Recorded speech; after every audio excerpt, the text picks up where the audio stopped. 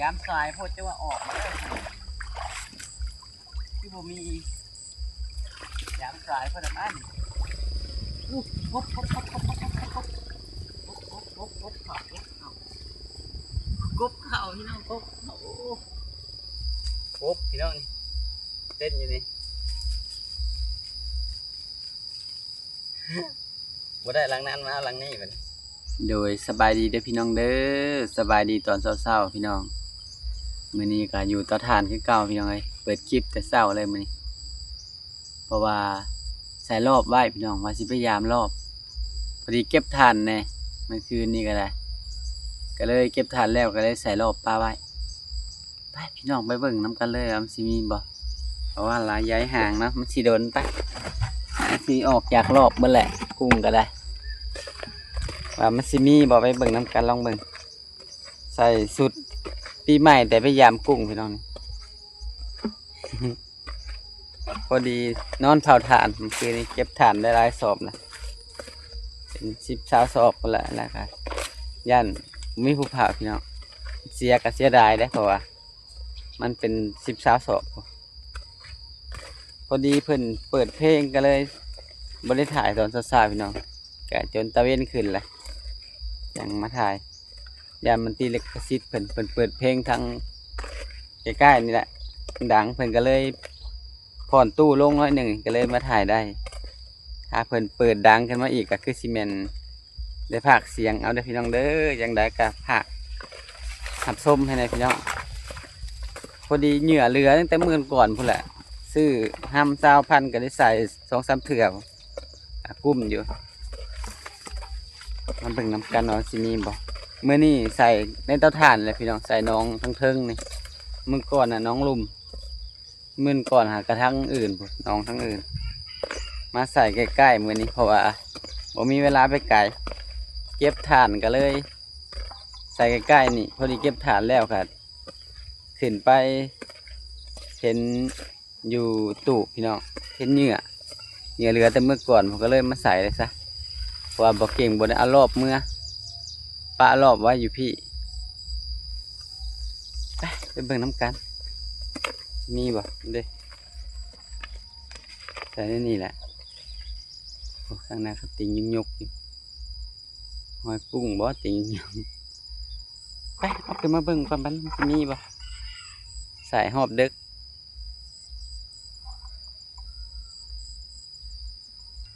ใส่ชุดกระดิ่งสงกรานต์แต่มาอยากก็ พอดีน้องละตีเป็นอาสุดของมาสุดนี้ก็เลยใส่เลยป้าผมมันยังถือวะปลาเพื่อนเนี่ยกบเหรอวะอ๋อผมเห็นกบถือผมมึงดูกระดิ่งยกเนาะมีรุ่นโอ้เห็นกบบ่ใส่2หลังพี่น้องทางหน้าหลังหนึ่ง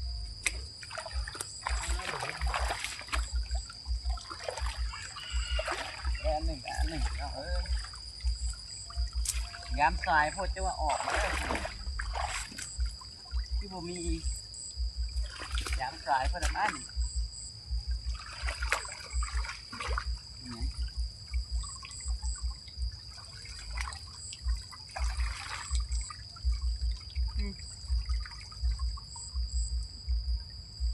อ้าว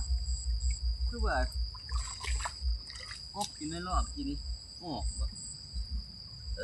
ออกก่อนกินนี่มันหยุกอยู่ออกซ้ำเพราะมันบนมีงาที่ของมันเป็นแบบที่เห็นหัวตัวใหญ่นี่โอ้ยแต่ไหนออกไอ้นี้บ่ดิกบถึกแต่ออกซ้ำอ้าวแปลกแค่ปะนี่โอ้ยมันเป็นแบบว่านี่มันออกได้อ้าวออกซ้ำ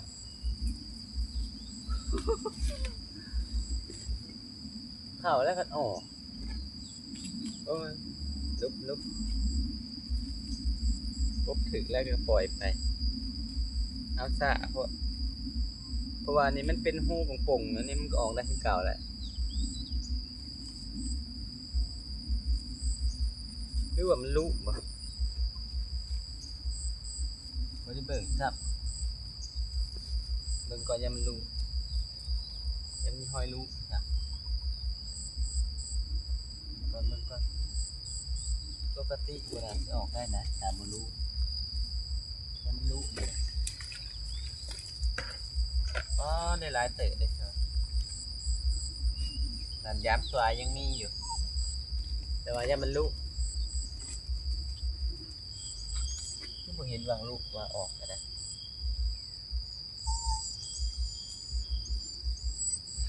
โอ้โอ้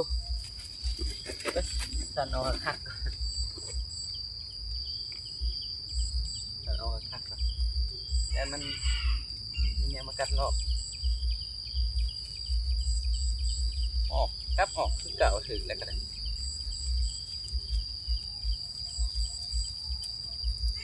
จะออกว่าจังได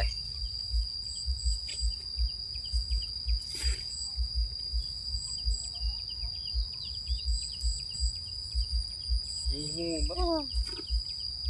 เนี่ยบ่เห็นสร้างมาได้หลายเติมมีได้พี่น้องเด็กกุ้งยามสวายก็ยังมีอยู่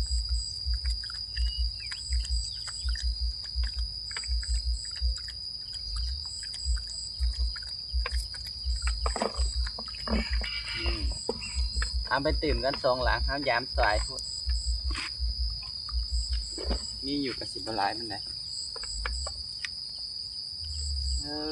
มันออกทางไหนเลยเนาะตัวแหลมอยู่ในรอบออกได้เสยออกกระดาษจริงว่าแห้งในรอบทีนี้นะแหลมไปแหลมมาไปยามอีกหลังหนึ่งได้อยู่จะกุ้งตัวงามๆเลยเนาะหลายเติบบ่ถือกระถืออยู่เด้หลายเติบมีได้พอกินอยู่ผู้เดียวขัวนี่เอวอิ่มผู้เดียวหลายเติบนี่ตัวงามนี่ตะกุ้งส่วนหลายปลาแล้วนึงกุ้งกับกุ้งงามสับเออจะลงโฮมกันกับพอขัวอยู่ไปย้ำอีกครั้งหนึ่งปุ๊บครั้งหนึ่งก็อยู่ภาคบนพละปุ๊บทางลงอยู่ถ่าเลยบอกกล้าไปใส่ไก่เป็นเด็กแล้วพี่น้องใส่ไก่คนรอบกลับก่อนบัดนี้มาลุงพุ่งผัวพี่น้องถึงขู่ถึงรอบ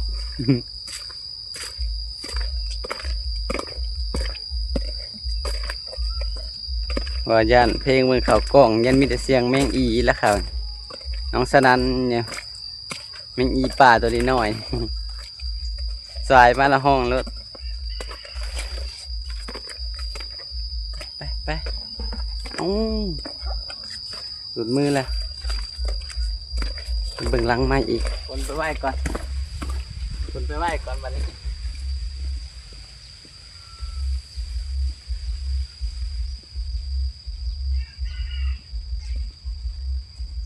ลังที่2อยู่นี่เลย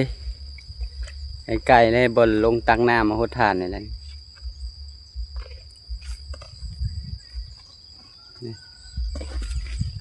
เบิ่งลูกซิมีบ่หลังนี่โอ้ยาวพอดปุ๊บไปลงไปเบิ่งลูกแต่ว่าออกมาแล้วสวยเลยสัมทีมีพี่น้องมีสนใจก็เอาสัมนั่นเพราะห้ายามสวยคือเงียบสมอยอยู่ไปลงเบิ่งก่อนไปเบิ่งลูกซิมีว่ะออกมาแล้วบ่ป่วยบ่เนาะโอ้พอย่อถึงจะออกน้ำก้องที่สู่แสงจังน้อยได้น้ำเลยย่อแล้วออกน้ำนี่นะบางสาย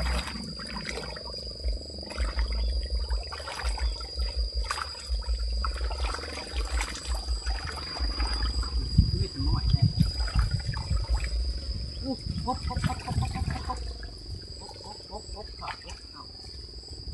กบเข่า พี่น้องกบโอ้บ่ได้ลังนั่นได้ลังนี่วันนี้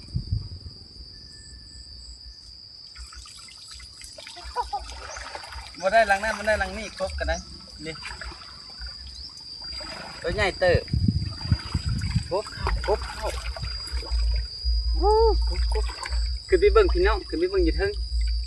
มันโตแสงอยู่นี่บ่เห็น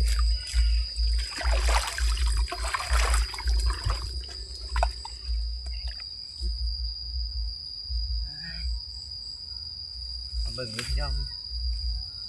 ได้ปะมีอยู่ได้กุ้งก็ได้หลายอยู่นี่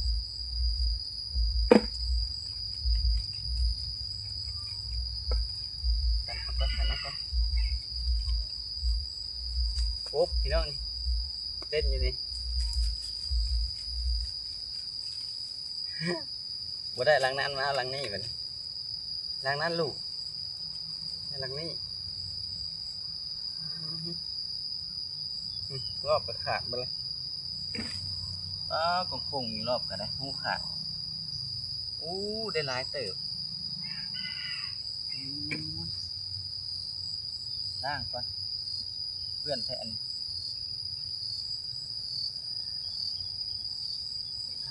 พี่น้องนี่กบนี่ตัวมันใหญ่ขอเอาก่อน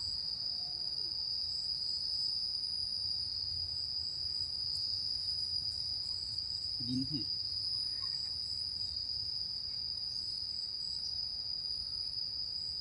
ทั้งกบทั้งกุ้งมันพอดีเหยื่อเหลือก็เลยยันห้ามมันตกหมูก็เลยเอามาใส่ซะก็ถืออยู่เอาก่อนกุ้งนี่พี่น้องกบตัวหนึ่งกุ้งก็พอกินอยู่ยุ่งก็พอยุ่ง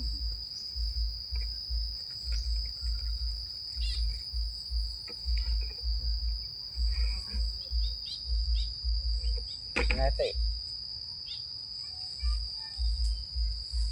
แต่มาอีกก่อนว่ากลางนั้นยังมีอยู่อันนี้ก็ได้หลายเตะ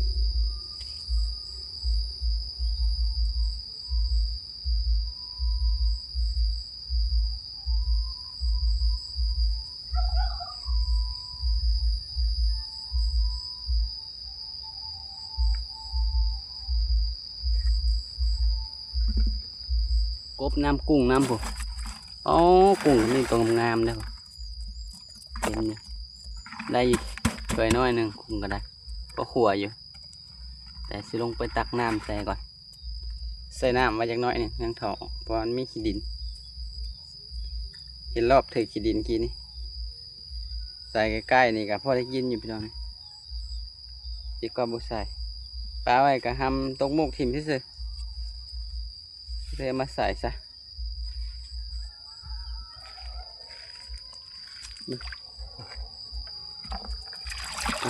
แบบนี้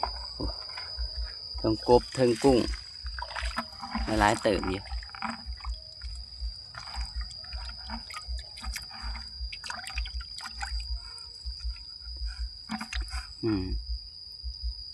ทั้งกุ้งทั้งกบแส่ไปยังน้อยก่อนผู้ยังเป็นยังลอยอยู่เลือดหลดอยู่กุ้งก็ได้ให้มันขี้เหงื่อออกให้มันลอยขี้เหงื่อออกก่อนกบถึก2 ตัวได้ตัวเดียวตัวนั้นออกได้เสยพี่น้องพอเขาใส่ตามหล่องแจน้องแล้วมันกบขึ้นแล้วมันโดดลงแล้วมันเข้าบันพอได้กินอยู่ไปขึ้นมันตากรอบไว้ก่อนใส่แล้วต้องตากรอบก็ได้มันจะขาดเสียดายพอกินอยู่พี่น้อยหลายเติบกุ้งกะพอดีฟ้าเสียหายบ้านนางกุ้งในว่าวก็เพิ่นมือก่อนไปใส่เบ็ดก็บ่ถือยืมรถเป็นมือก่อนนะมื้อนี้ว่าเอากุ้งเลยให้แล้วจะกบนี่เอาไว้กินเองจักมาเลยยังโทรบอกว่าให้มาเอาเด้อว่ะก็สิเป็นโลกกาแหละ ตากว่านี่รอบกันเด้ยาวๆตากไปถึงเลยเพราะว่ามันแห้งจังเอาเข้าไว้ซะแล้วมันเปื่อยคันบ่แห้งแล้วมันสิเปื่อยข้าวเดียวมันก็แห้งดอกเพราะว่ามันเป็นตางหากกะสิเมียนเตาถ่านต่อบัดนี้ผมมีแต่ขี้เหงื่อสิกวาดขี้ดินกวาดหยังออกให้เมื่อคืนนี้ก็จนดึกพี่น้องเอ้ยเก็บถ่านยิบถ่านเพื่อสิแล้วยังอยู่อีกเทื่อนึงหรือ2เทื่อนี่แหละขวัดกะพอดีสิแล้วอยู่ดอกเทื่อละ10ปลายขวัดก็ได้บางเทื่อก็20บัดขวัดหลายอาจจะมีผมให้ส้นอยู่แถวนี้ก็ได้มีผมตาเว้นก็ขึ้นสูงแล้วแต่เศร้าพุ่นเปิดเพลงดังก็เลยบ่ได้ถ่ายคลิปแต่เศร้าได้ยินอยู่เสียงน้อยหนึ่งแต่มันก็ได้ดอกมันเป็นเพลงบ่ได้ยินเป็นเพลงแดนอยู่ไกลอยู่เปิดผ่อนตู้ลงละ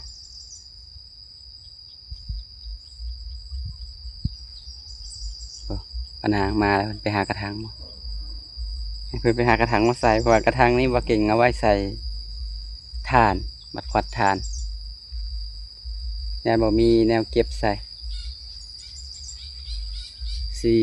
ลมๆคึมๆมื้อนี้นะคือฝนที่ตกนี่แหละคือฝนที่ตกอยากได้รอบวะโอ้ยมันคือสิสิบ้าเฉยเดียวนี่นะ ลูกก้า สิเป็นลูกก้าโอ้เห็น สบายดี มันแต่งสุดตัวนะ แต่งสุดมาพอดี อันนั้นกบนะของห้าวกบนะเอาเลิกกุ้งนะทองรถหลายเติบนะเป็นถ้วยมันจ้ะมีแต่เก็บกบมาแล้วไว้ห้าวคือเก่านะติดนี่ได้ยืมรถมือก่อนว่าสิหายปัดพยายามบ่มีซ้ำยังเป็นเนี่ยกุ้งนั่นยังเป็นอยู่นะไต่ดำๆมีตัวงามเต็มอยู่ ใส่อยู่ใส่นี่ นี่แหละหนองนี่แหละเขาหากระยามมันออกเมื่อละ อืม กบถึง2ตัวก็ได้ตัวเดียว มันออกบ่ มันออกรอบเขาขาดสิ อ่ะมันคือขาด โอ้ยบอกกระปูกัดกับมันลุมันโดนแล้ว เข้าใจ ป้า แล้ว มึงเอาไว้โลด มาตอนเที่ยง ตอนเที่ยงเห็ดกินสิเป็นโลกก้าก่อน ให้ลูกก้าก่อน เห็นอาบนเพิ่นย่างมาอยู่กินนี่ย่างมาลิ่นเราสิโลกก้านะพอดีเพิ่นดำหน้าแล้วก้าเพิ่นเหลือแล้วเพิ่นหายเพิ่นก็เลยสิเป็นโลกเขาให้อยู่ พอดีให้ใหญ่อันนั่นให้ดำก้าเพิ่นตกกะมันยังบ่ทันได้ยาวพอดีเอาไว้แซม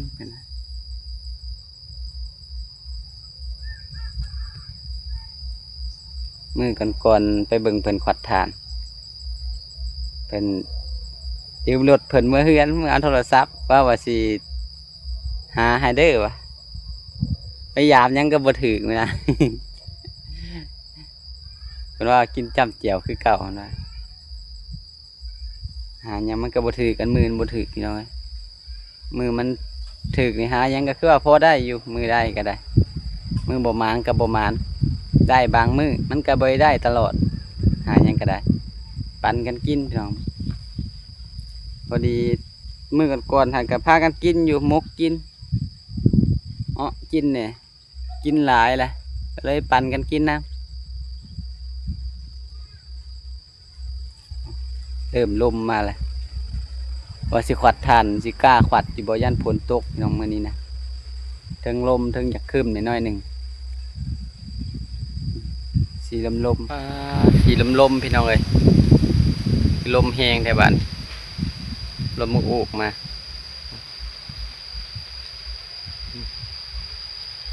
ฝนพายุมาแล้วบ่มาบาทเดียวลมมุกอุกมาบาทเดียวยันหลังคาพูน้องสนั่นนี่ยังหลังคาก็ได้ยันหลังคาปิวยันบ่ได้ขวัดอยู่ทานมื้อนี้พี่น้องคันลมนั่นมันยากเฮาขวัดไปแล้วมันเกิดภัย ฝนบ่ตกก็มันเกิดภัยเพราะว่าลมแรงเกินแหละมันเป่านะภัยน้อยๆหนึ่งแต่กลายเป็นหลายพี่น้องเพราะมันเป่าแล้วมันสิติดมันสิลามไปก็สิแม่นเงียบๆพุ่นล่ะถ้ามันเงียบก็คือสิได้ขวัญถ้ามันบ่เงียบก็คือสิโจ๊ะก่อนมื้อนี้นะปะไว้ซำนี้ก่อนซั่นแหละมันเอาบ่ทันเฮาขวัญออกมานี่ก็ได้รดน้ำมันก็บ่ไหวพี่น้องสิไปรดน้ำแล้วก็ได้เป็นฐานก็ฐานบ่กล้าเสียฐานซื่อๆพังเบิ่งถ้ามันพอขวัญก็สิขวัญถ้ามันล้มนู่นนี่ก็คือสิโจ๊ะ เอามีแต่ว่าคลิปนี้บ่เก่งก็สิขอตัวจบคลิปเด้อพี่น้องเด้อไว้พอคลิปหน้าพี่น้องโดยสำหรับคลิปนี้ขอกล่าวคำว่าสบายดีเด้อพี่น้องเด้อ